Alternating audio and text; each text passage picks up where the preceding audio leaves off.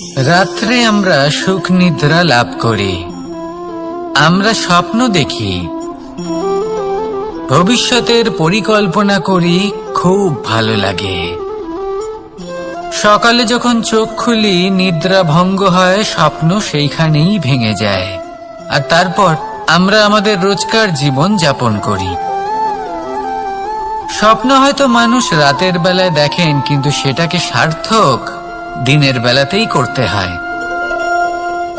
রাতে মধুর বাতাসের নিচে কোমল শয্যায় শুয়ে মাতার গলায় মিষ্টি গান শুনতে শুনতে নিদ্রায় আচ্ছন্ন হওয়া, স্বপ্ন দেখা, ভবিষ্যতের পরিকল্পনা করা বড়ই সরল।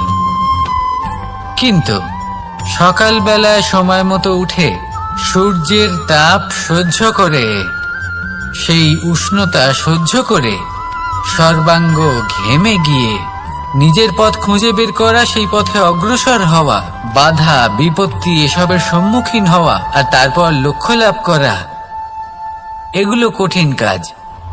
এ হলো অত্যন্ত কঠিন কাজ। যদি আপনি চান যে স্বপ্ন আপনি দেখেছেন তা সত্যি হোক, তাহলে দিনের বেলায় আপনাকে বেরিয়ে কর্ম করতেই হবে, পরিশ্রম করতেই হবে। মনের এই চক্ষু দিয়ে স্বপ্ন দেখা সম্ভব, কিন্তু যদি আপনি বুঝতে পারেন যে এই স্বপ্নই হলো আপনার লক্ষ্য, তাহলে তাকে সার্থক করতে শুধুমাত্র পরিশ্রম দ্বারাই করতে হবে।